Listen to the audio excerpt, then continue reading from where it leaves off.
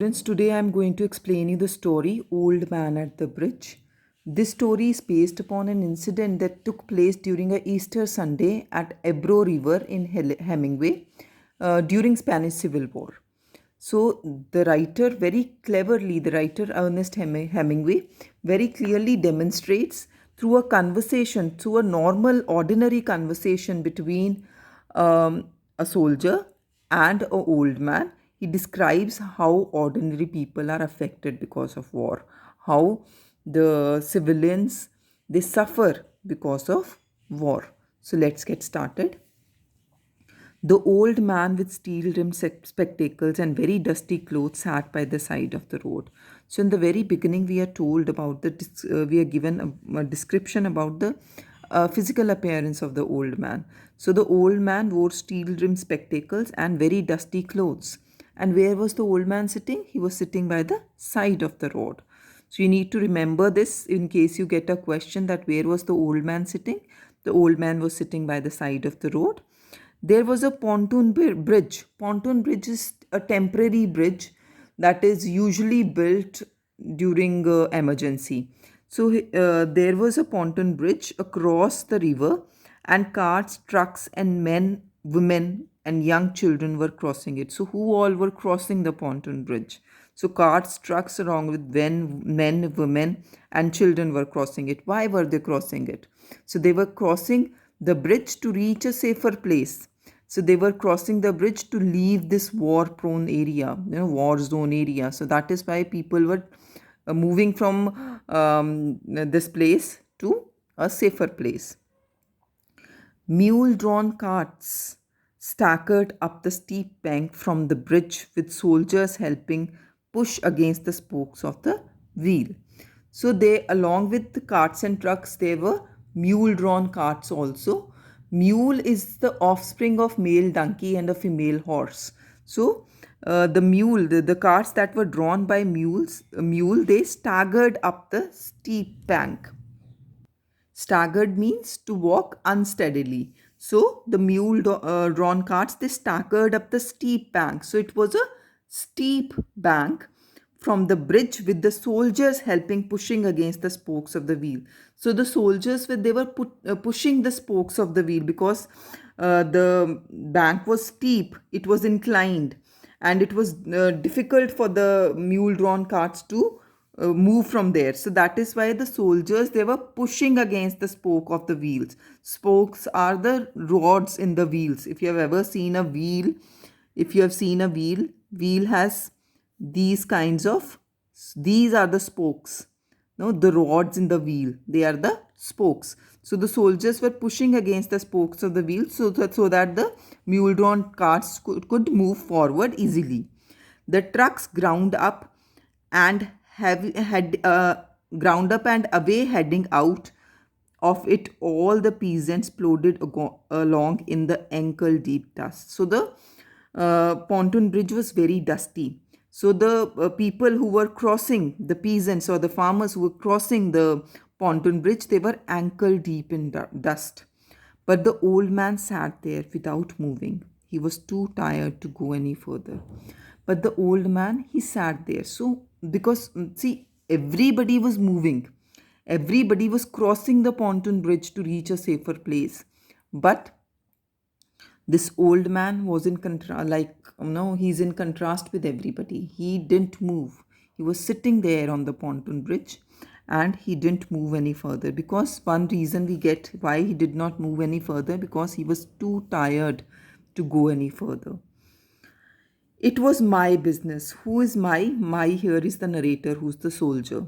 So it was my business to cross the bridge, explore the bridgehead beyond, and find out to what point the enemy had advanced. So, what was the duty of the soldier?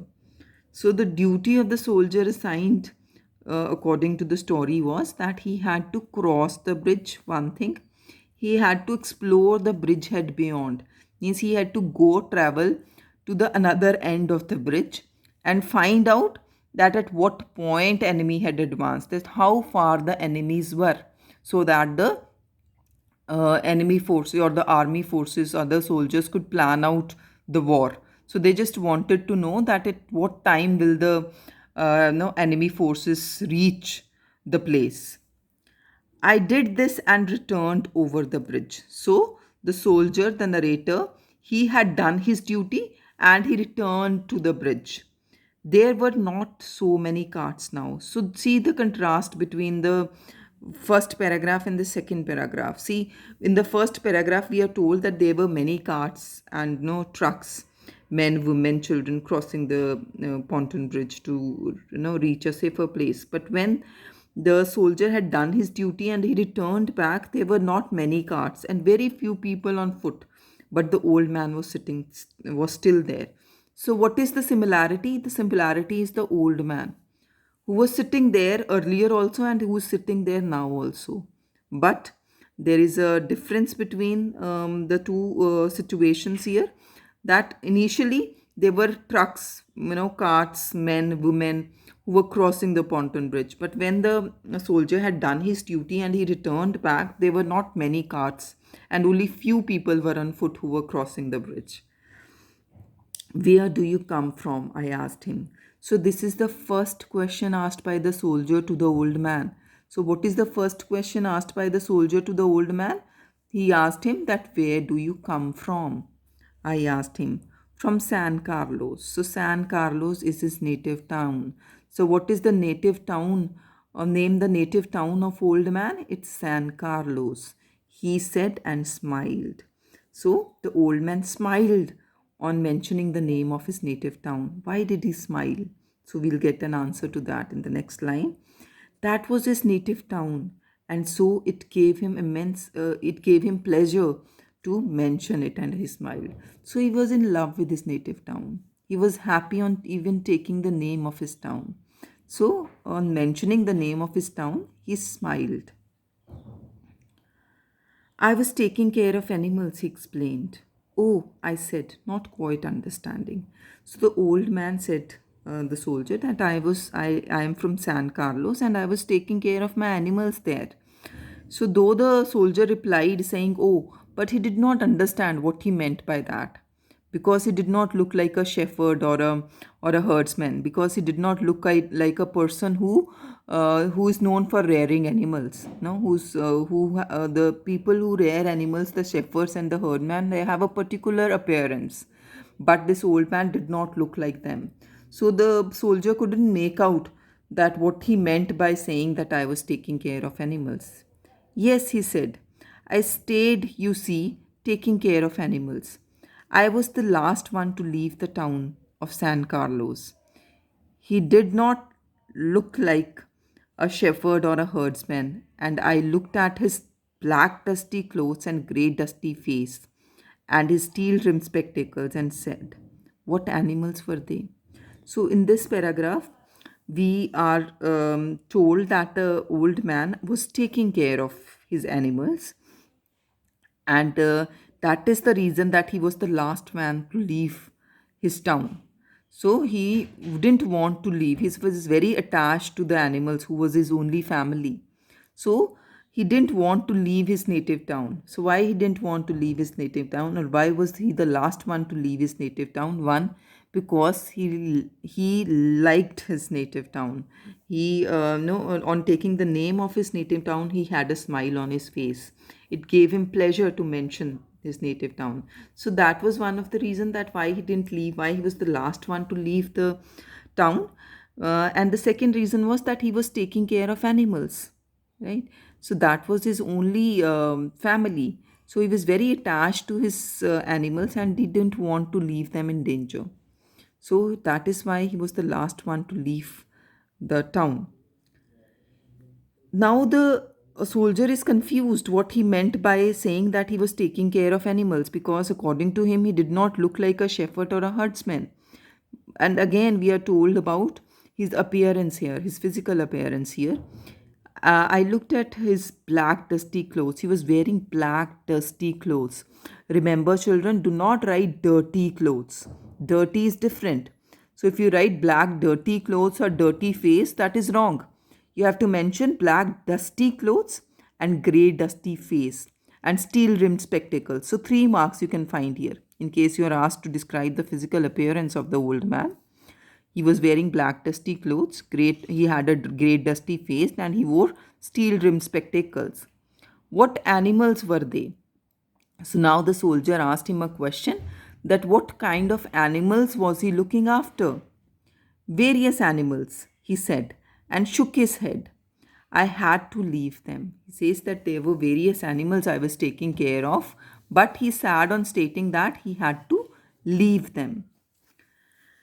I was watching the bridge and the African looking country of the Ebro Delta and wondering how long now it would be before we would see the enemy, and listening all the while for the first noises that would signal the ever mysterious event called contact. And the old man still sat there. So while the soldier was conversing with the old man, he was also worried about that how far the enemies would be. No, it was his duty to go beyond the bridge and find out that at what point the enemies had advanced. So he had done his duty. He knew how far the enemies were.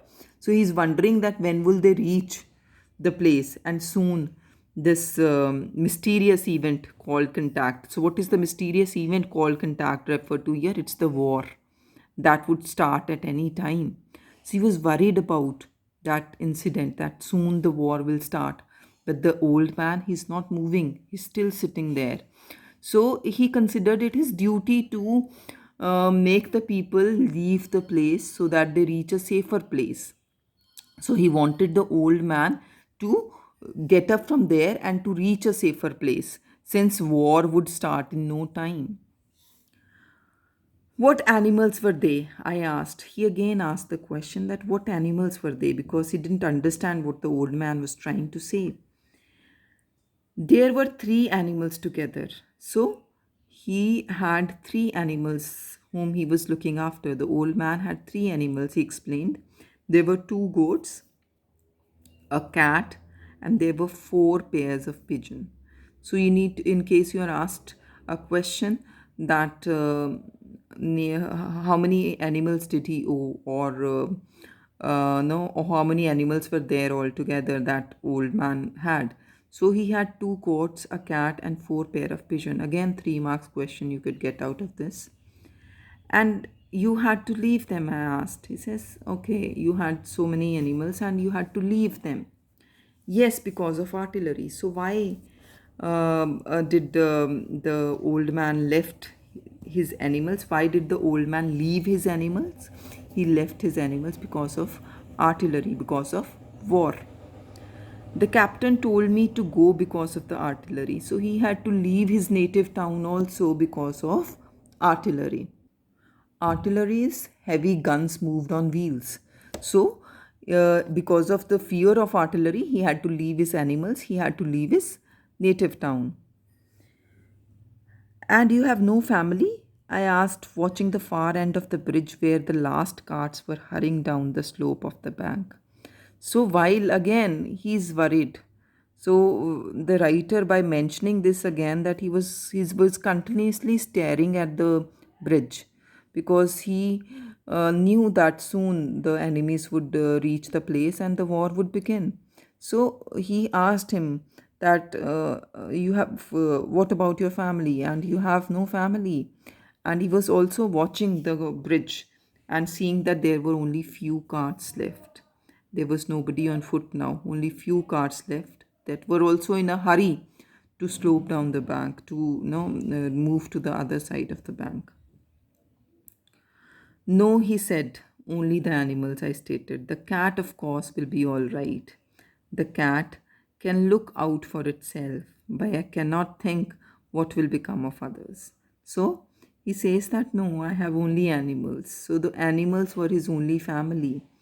He says that he's worried about about the safety of his animals. Now he says that cat will be all right, because cat could look after for itself, but he's worried about other animals. Who are other animals? Goats and pigeons. So he's saying that I'm worried about other animals. What would happen of that, of them? Like, so see, not only people, not only human beings but also innocent animals, suffered because of war. So see how clearly the writer has brought about the miseries that were being faced by the people who had nothing to do with the war, who didn't have anything to do with the war, but again they had to suffer because of it. And same happened with the animals too. They too had to suffer. So without telling us directly about the disadvantages of war, or about the blood weapons, or all the evil things about the war, just narrating a simple conversation, the writer has very clearly showed us how the innocent civilians become the victim of war. "What politics have you?" I asked. So the soldier asked the old man, "What politics you have?" Means, do you belong to any political party, or do you have any, are you involved in any way in the war? "I'm without politics." He says, "I'm without politics." He was just an ordinary man, ordinary civilian. He didn't have anything to do with the politics. He said, "I'm 76 years old. I have come 12 kilometers now, and I think now I can go no further." So why? So in the first page also, in the first paragraph, you had read that he was too tired to go any further. And here we are explained that why he was so tired. Why was he so tired to move any further? He was so tired to move any further because he was 76 years of age, and he had covered 12 kilometers. So it's a long distance for an old man to walk on foot. So that is why he was so tired and he couldn't move any further. So this is not a good place to stop, I said. If you can make it, there are trucks up the road where it forks to Totosa. So he's saying that it's not a good place, it's not a safe place to stop here at the pontoon bridge on the side of the by the side of the road. Should get up. There are trucks that are going towards Totosa, that are going to Totosa. So Totosa is a place. So he says that you should get up and you should try to go get into the truck and go to a safer place. "I'll wait a while," he said, "and then I'll go." "Where do the trucks go?" So he says, "No, I'll wait." So he's not very much interested in leaving the place and going, getting into the truck and going to another place. So he says, "No, I'll wait for some time and then I'll go." He says, then he asked the soldier a question, that where are the trucks going? "Towards Barcelona." Barcelona is again a place. So the trucks are going towards Barcelona, uh, and on the way there is Barcelona, and then the truck will be reaching Tortosa. So he is not interested. The old man is not interested in getting into the truck and moving towards Barcelona or any other place. "I know no one in the direction." So what is the reason? Why is he not listening to the advice given by the soldier? Why is he not getting up from the place and moving to a safer place? Why he says that I'll wait a while? One thing, it's mentioned very clearly that he doesn't know anybody in that direction. So he didn't know anybody there. So he said that I do not know anybody there. So he was not very much interested. Then there are another reasons for that why he didn't want to move. He had nobody, he did not know anybody in that direction, one. Then he was in love with his native town, second. He was in love with his animals. He was worried about his animals. And you could also mention that he was too old to move any further. So there are many reasons that why he was not interested in getting up from the place and moving to a safer place. "I know no one in that direction," he said. "But thank you very much. Thank you again very much." But he thanks the soldier for for giving him advice that he should move further. But he says that since he doesn't know anybody there, so he will wait a while.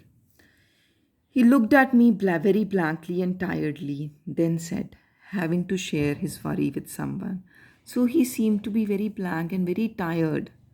So, since he wanted to share his worry with someone, so what was his worry? He was worried about his animals. So he talked. He asked the soldier, "The cat will be all right. I'm sure. There's no need to be unquiet about the cat." He says, "There's no need to be worried about the cat. It will be all right.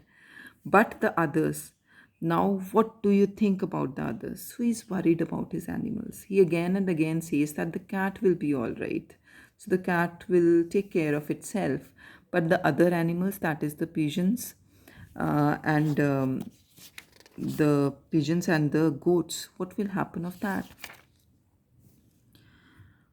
Why, they'll probably come through it all right. So the soldier convinces him by saying that they will also be all right. So you think so? So he's asking the soldier, said, "Do you really think that my animals will be all right?" "Why not?" I said, watching the far bank where now there were no carts. So see the difference between when we started reading the story. Initially, there were many carts, trucks, people walking on foot, going towards the safer place. Then we were told that there were few carts and very few people on foot who were traveling. Then there was only few carts left later, and later there was only one truck that moved towards Barcelona, and now there was nobody. There were no carts now. But what will they do under the artillery when I was told to leave because of the artillery? He says, "What could these helpless animals do? When I, a human being, was asked to leave the place because of artillery, how will the animals save themselves?" "Did you leave the dove cage unlocked?" I asked. Says, "Did you leave the cage of pigeons unlocked?" Said, "Yes." "Then they'll fly." Says, "You need not worry about the pigeons, they will fly." So he was worried about four pair of pigeons, and a cat, he says, will be all right, and goats. So since cat can take care of itself, and you have left the dove cage of the for the pigeons opened, so they will fly, they'll be safe. "Yes, certainly they'll fly. But the others, it's better not to think about the others," he said. She says, "Okay, the pigeons will fly, they'll be safe. The cat will look after itself, they'll be safe. But what about others? Who are others here? Others are the goats. So, what will happen to the goats?" He says, the soldier says, "It's better not to think about them." "If you are rested, I would go," I urged. "Get up and try to walk now." So, since the soldier had other duties too, so he says that now it's long time, you might have rested now, you should move now. Because he says, "Even I have to go." It says he convinces him to get up and try to walk. "Thank you," he said, and got to his feet, swayed from side to side, and then sat down backward in the dust. So the old man, he sat up on his feet and he swayed. No, he couldn't balance his body. So he swayed like this from side to side and then again sat back, no, in the dust. And he again started the same thing, talking about his animals. "I was taking care of animals," he said dully, "but no longer to me. I was only taking care of animals." So he's again worried about his animals and he's repeating the same things again. But this time he was not talking to the soldier. There was nothing to do about him. So now, by now, the soldier has understood that the old man, that nobody can know, he has resigned to his fate. So he is as if waiting for his death, for his end, and he says he thinks that nothing could be done of him. It was Easter Sunday, and the fascists were advancing towards the Ebro. So it was the setting of the story is mentioned here. It was Easter Sunday, and the fascists, that is the enemies, were advancing towards the Ebro. Ebro is the name of the river, so no, on which there was a pontoon bridge. So the fascists are the enemies. They are advancing towards the place where the old man and the soldier are, no, and but the old man has resigned to his fate, and he's waiting for his death. And it shows how the how the old man has become a victim of war. So it was grey, overcast day with low ceiling, so their planes were not up. So the since it was the day, the sky was casted with clouds. The day was overcast with clouds, and the fascist could not attack through air. So that was one luck that the old man had. And the other one was that and the fact that the cats know how to look after themselves was all the good luck that the old man would ever have. So according to the soldier, the old man the old man seemed to be lucky because the day was overcast with clouds, and the faces they won't attack through air. And the other thing is that the cats could look after themselves. So that is what the soldier feels about the old man, and the story ends here. And the story very clearly reflects that war brings depression, anxiety, and death. And the author expresses his opposition to war. He conveys a message that war should be opposed and avoided. And through this normal, ordinary conversation between an old man and the soldier, the readers are made aware that how the war can disturb the lives of innocent people who have nothing to do with the war. And not only people, but also the animals. So, in case you're asked a question how the story is an anti war story, so there's nothing as such directly mentioned about the dangers of war or disadvantages of war, like we read in other, anti-war poems or stories. There's no bloodshed, there's no weapons, there's no firing, there's no deaths as such. But through a very ordinary conversation, the reader are made to think upon how the lives of people, ordinary people, are being disturbed, and how they are left with no other option but to resign to their fate. Thank you very much. I hope you have understood the story. I would like you to share with your other fellow classmates and other fellow batchmates so that everybody else could also benefit from it. Thank you.